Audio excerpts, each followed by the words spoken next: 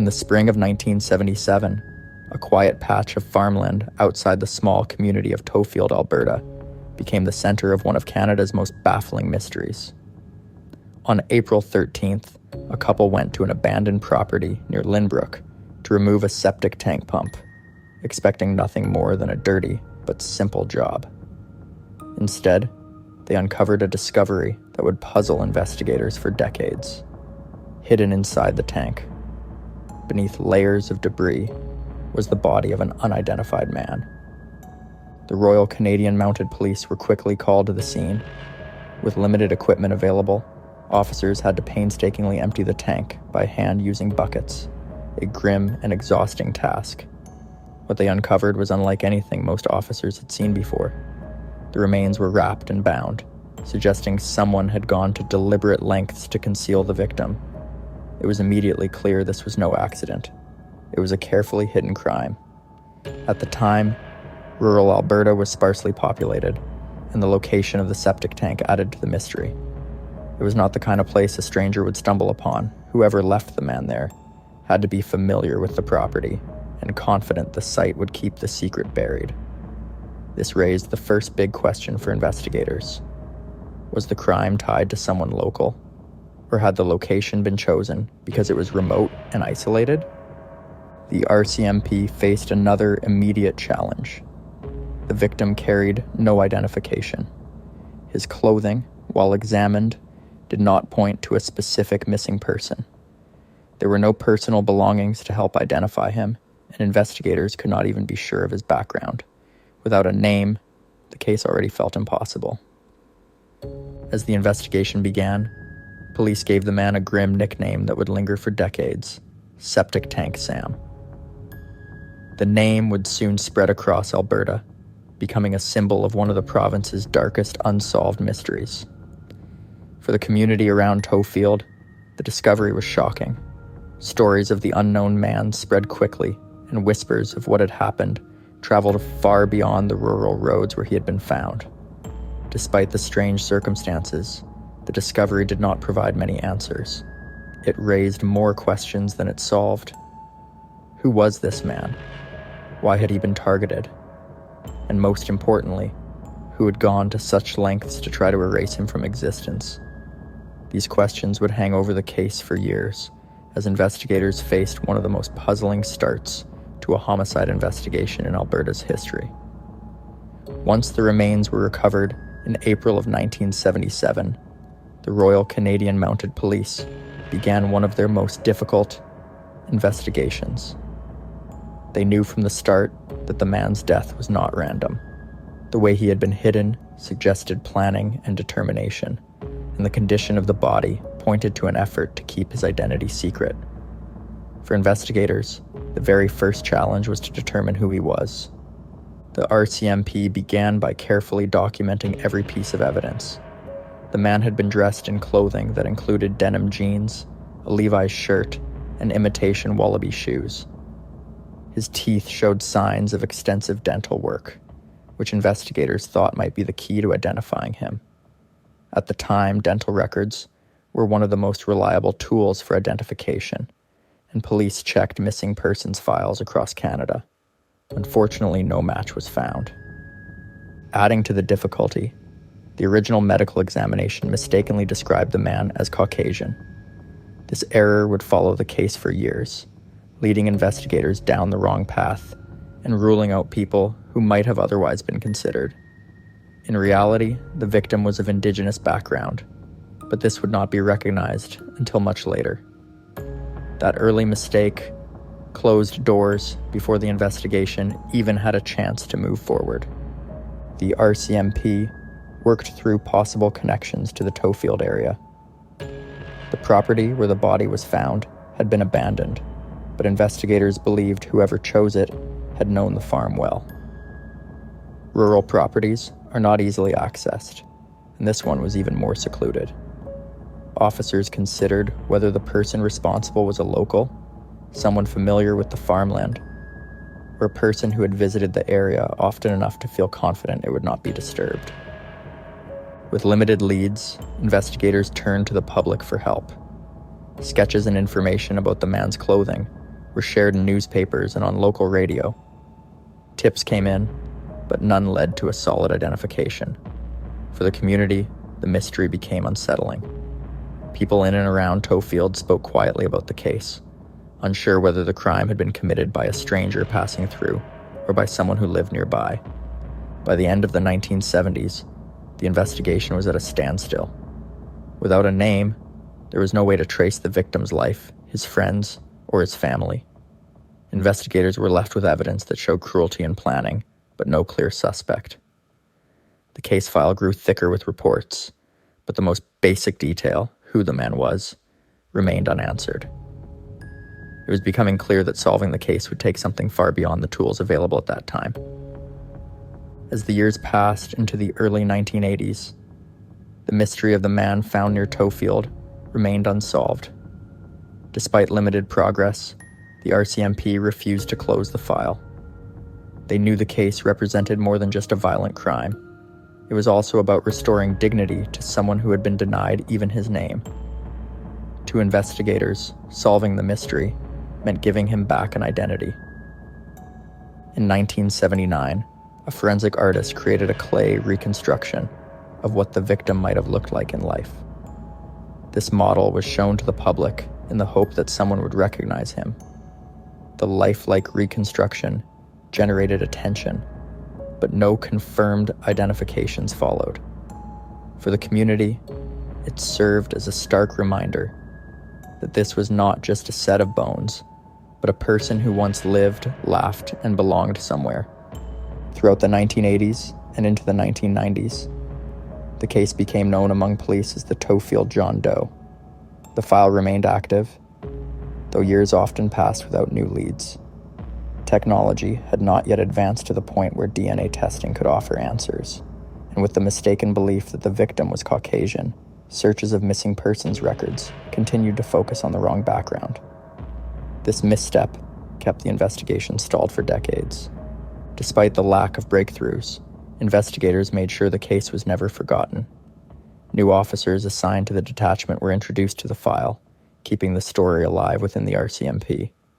Forensic techniques were reviewed as science advanced, but each attempt ended with the same frustration.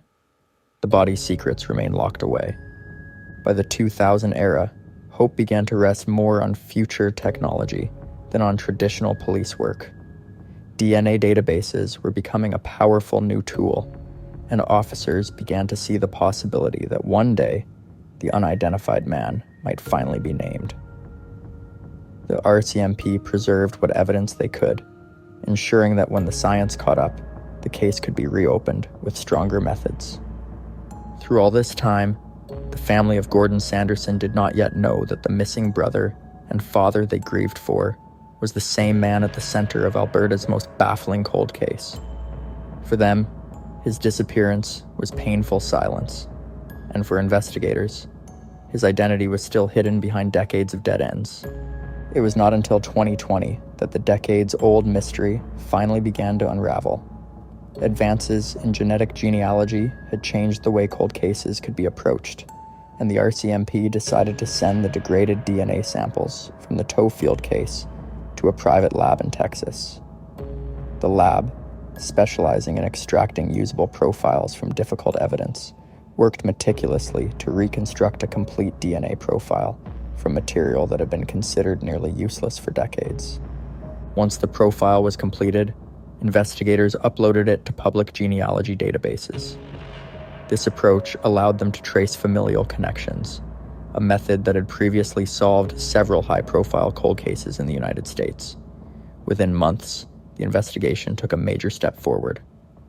The DNA matched a living relative, a woman who had submitted her own genetic sample for genealogical purposes, unknowingly connecting her to the long-missing man. After confirming the match with a direct DNA test, the RCMP finally gave the man his name back. 43 years after he was discovered in the septic tank near Tofield, he was identified as Gordon Edwin Sanderson. Born in Manitoba in 1950, he had been 26 years old at the time of his death. Gordon had been living in Edmonton in the mid-1970s and had lost contact with his family years earlier. This identification provided a critical human context to the cold case. What had been a faceless mystery now had a face and a story. Investigators could finally explore his social circle, his last known movements, and the circumstances that led to his death. The renewed investigation shifted from seeking a name to seeking justice, focusing on the possibility that people close to him at the time might have been involved. With the Gordons' identity restored, his family was finally able to grieve with the knowledge of what had happened to their brother and father. They were able to see him as a person, rather than just the victim of a violent crime, understanding that the man called Septic Tank Sam had been a son, a sibling, and a father. The breakthrough also renewed public interest in the case, encouraging witnesses who had remained silent for decades to come forward with potential information. Although the identity of the killer remained unknown, this breakthrough gave investigators the tools and focus needed to pursue leads that had been impossible before. The case was no longer simply an unsolved mystery. It became an active investigation aimed at bringing accountability, even after more than 40 years. With the Gordon Sanderson's identity finally confirmed in January 2021, the focus of the investigation shifted from mystery to accountability. The RCMP now had a name, a life story, and a social circle to examine.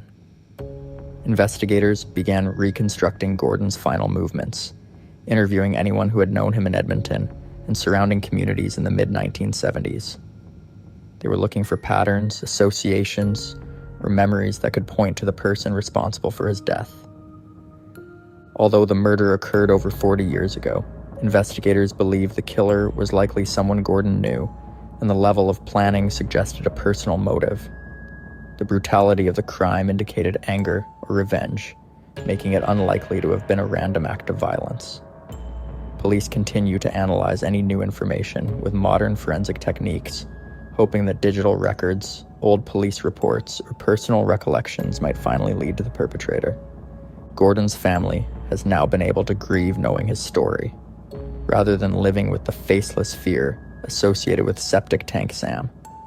They have advocated for renewed attention to the case, sharing his story publicly to encourage anyone with knowledge from the 1970s to come forward. Each small piece of information could be crucial, especially since many witnesses may now be elderly or have moved away. The RCMP continue to treat the investigation as active, reviewing both old evidence and newly uncovered leads.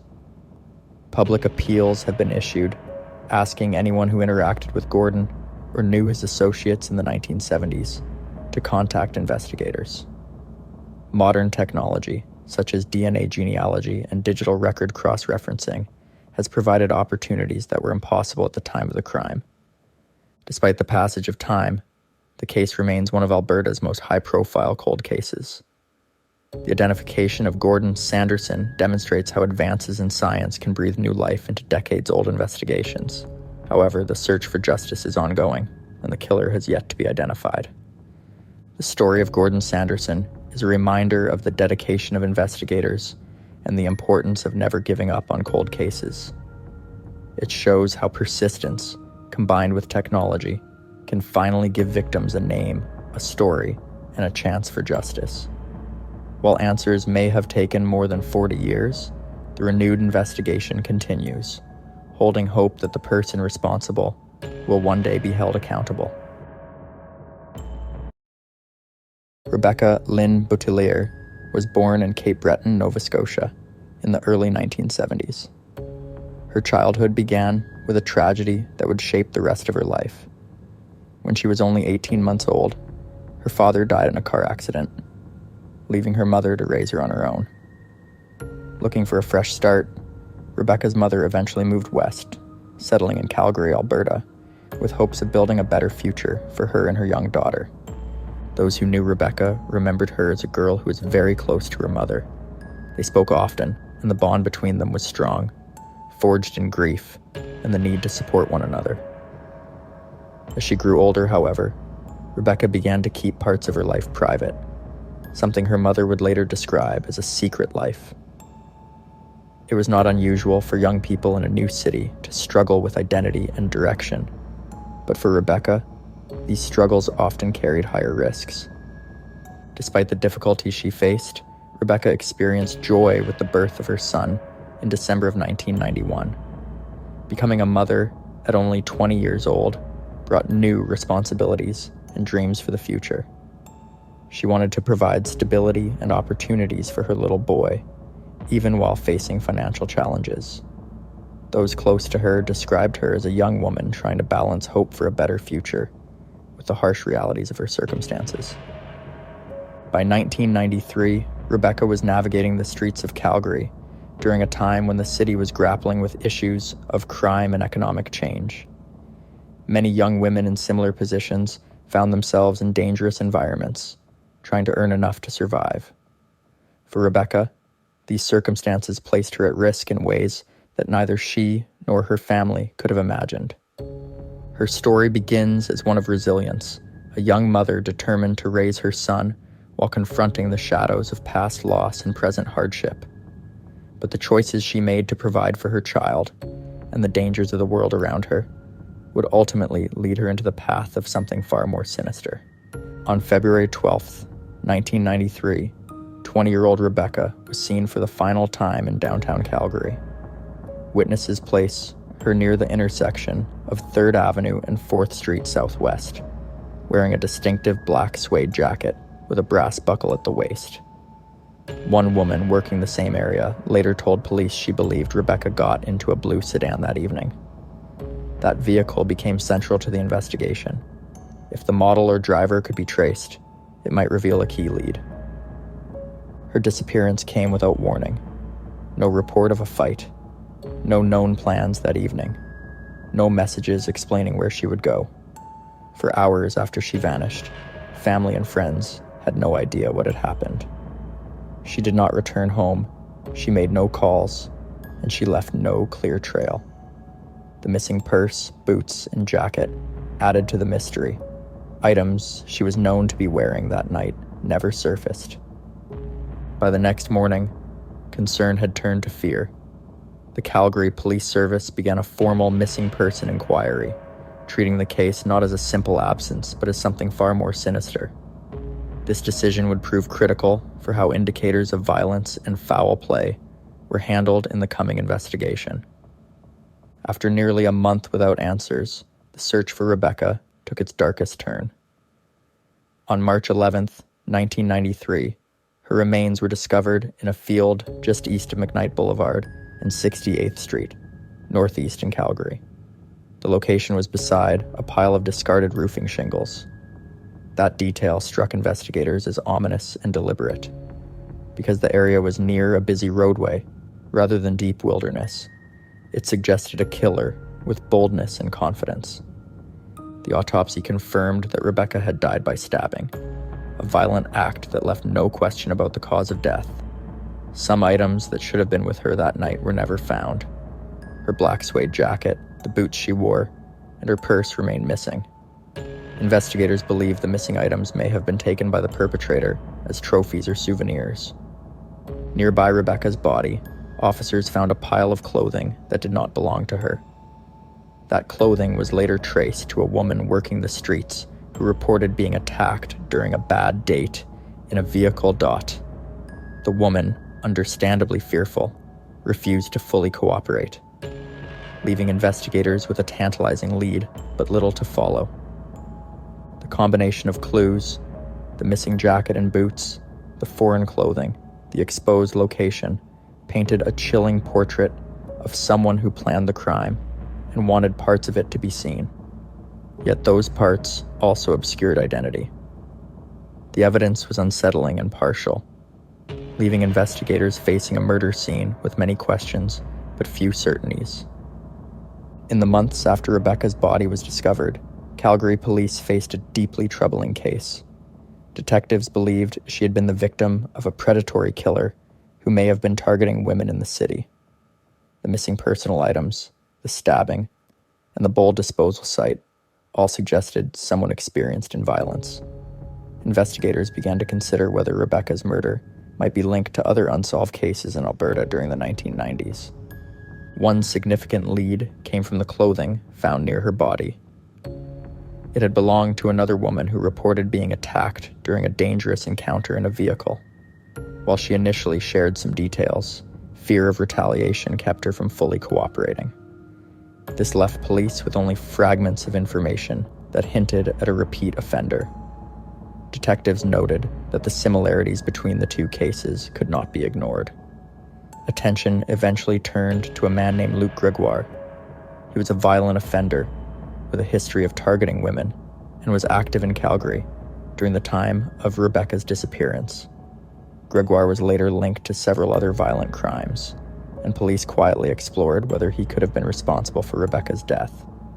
Though suspicions surrounded him, no definitive evidence tied him directly to the case.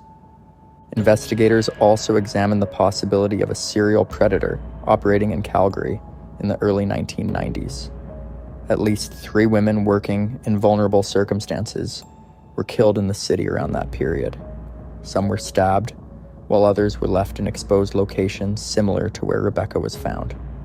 Detectives could not ignore the pattern, but proving a direct connection remained elusive. Despite the challenges, officers continued pursuing tips, interviewing witnesses, and searching for Rebecca's missing belongings. Each piece of information was logged carefully, but the lack of physical evidence, like DNA or eyewitness accounts, made progress painfully slow. For Rebecca's family, the investigation offered hope, yet also deep frustration. Decades after Rebecca Lynn Boutilier's disappearance and murder, the case remains officially unsolved. Despite extensive police work, no one has ever been charged in connection with her death. Investigators have long suspected that she may have fallen victim to a serial predator, but without conclusive forensic evidence, the truth has stayed out of reach. For her family, the lack of justice has left a lasting wound that has never fully healed. Rebecca's case stands as one of Calgary's most haunting cold cases from the early 1990s. Her murder has been featured in Canadian media and remains a painful reminder of how vulnerable women, especially those living on the margins of society, can be. Advocacy groups have since called for more resources to address cases of missing and murdered women, urging that no victim's story should ever be forgotten. Over the years, police have periodically revisited the case as technology and forensic science advanced. DNA testing and criminal databases have solved other cold cases from that same era, offering hope that one day Rebecca's killer may be identified. However, so far, no breakthrough has come. Each passing year has deepened the uncertainty surrounding her story. For the public, Rebecca's disappearance and tragic death continue to stir questions about who was responsible and whether justice will ever be served. Some believe that her case was connected to other violent crimes in Alberta, while others think her killer may have died before being caught. Either way, the answers lie hidden in the shadows of Calgary's history. To this day, Rebecca Lynn Boutilier is remembered not just as a victim, but as a young woman whose life was taken too soon. Her story serves as a somber reminder of the countless unresolved cases that still weigh heavily on families across Canada.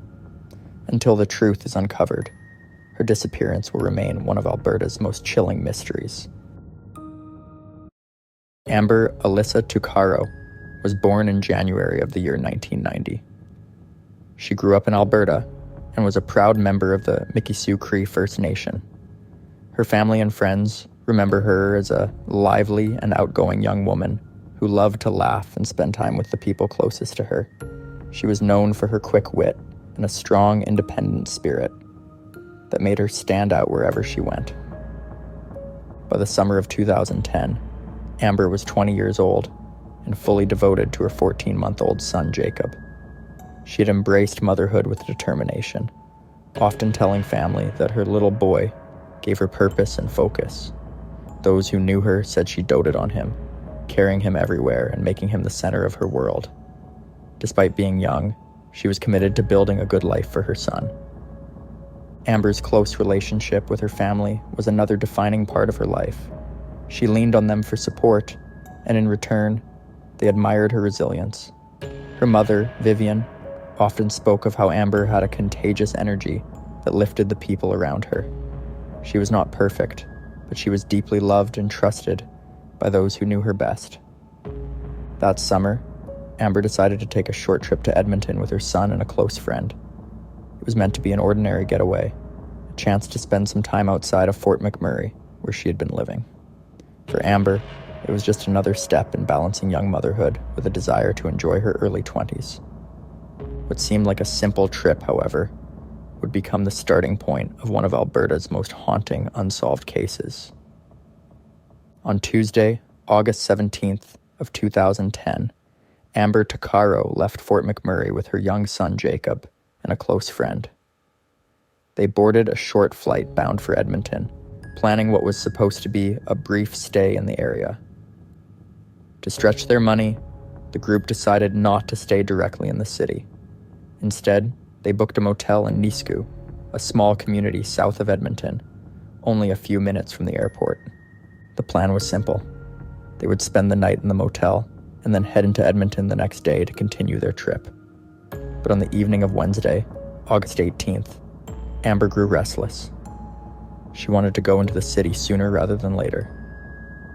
With her son left safely in the care of her friend, Amber stepped outside the motel with the idea of finding a ride to Edmonton. Witness accounts later confirmed that she was seen getting into a vehicle with an unknown man that night. It was the last time anyone saw her alive. By the next morning, when Amber did not return to the motel, her friend grew worried and phoned her mother, Vivian, to share her concerns. That call marked the beginning of the family's long search for answers. As investigators began piecing together Amber Tuccaro's final known movements, one crucial piece of evidence emerged: a phone call she made while inside the vehicle of the unknown man. At the time, Amber was speaking with her brother, who was incarcerated, meaning their call was automatically recorded. This decision to call her brother would later provide the most important lead in her case. The recording captured nearly 17 minutes of conversation between Amber and the unidentified man, but only about 1 minute has ever been publicly released. In that audio, Amber can be heard questioning the man about where he is taking her.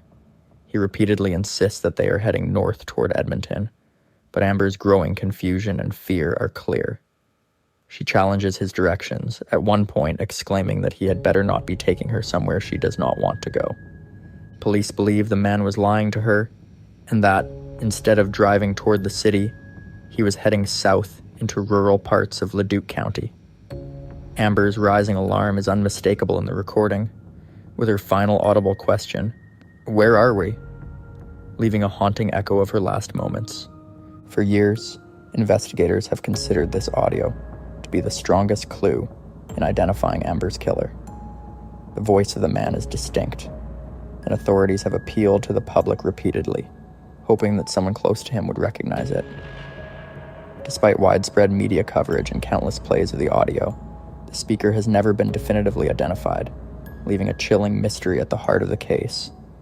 When Amber Tuccaro's family reported her missing on August 19th of 2010, they immediately sensed that her case was not taken seriously.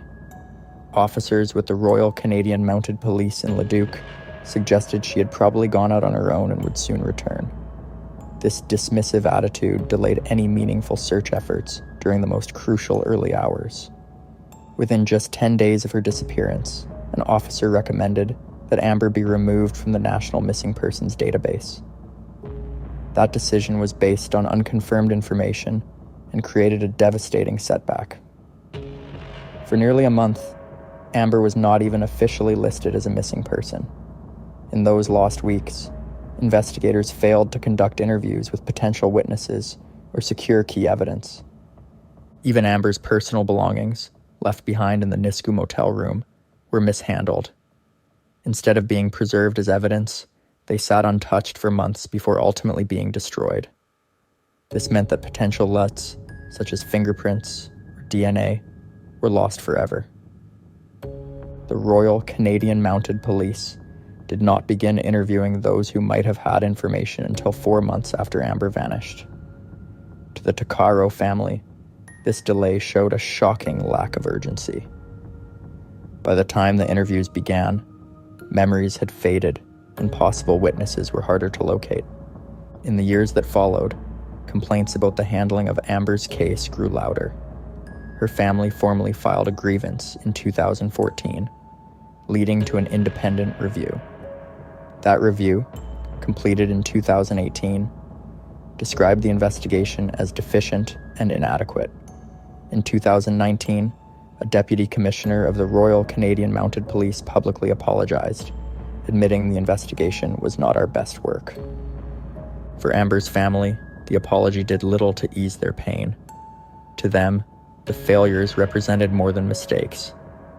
They symbolized a lack of respect and urgency for the life of an Indigenous woman. After 2 long years of waiting and searching, Amber Tuccaro's family finally received some answers. In August of 2012, the Royal Canadian Mounted Police released a brief, 1-minute clip of the phone call Amber had made while in the vehicle with the unknown man. The recording became a critical piece of evidence, providing the only audio of Amber in her final moments. Just a few days later, on September 1st of 2012, a group of horseback riders discovered a human skull in a rural field in Leduc County. Dental records later confirmed it was Amber Tuccaro. The location of her remains was not far from the back roads, where her phone call suggested she had been taken, bringing a heartbreaking clarity to the timeline of her disappearance. The discovery of her remains marked the beginning of a renewed investigation. Police continue to treat the case as an active homicide, seeking anyone who may have information about the man who drove her away. The recording of her voice remains the most important clue, yet the man's identity has never been confirmed. Investigators hope that someone, whether a family member, friend, or witness, may recognize the voice and come forward. Amber's case has become a significant example of the national crisis of missing and murdered Indigenous women and girls in Canada. Her story highlights systemic failures in law enforcement and the urgent need for accountability. The Tuccaro family has remained a powerful voice, advocating for justice and reforms to protect Indigenous women.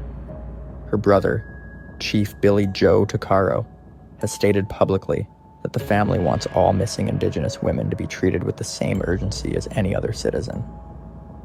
The search for Amber's killer continues, but her story has already sparked awareness across Canada.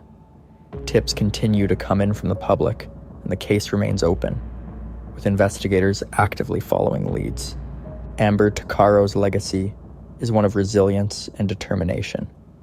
She was a beloved mother, daughter, and sister whose life and tragic death have brought attention to a wider social issue. Her family's tireless advocacy ensures that her name and the call for justice will never be forgotten. The hope remains that one day, someone with the truth about what happened to Amber will step forward and finally bring closure to her family.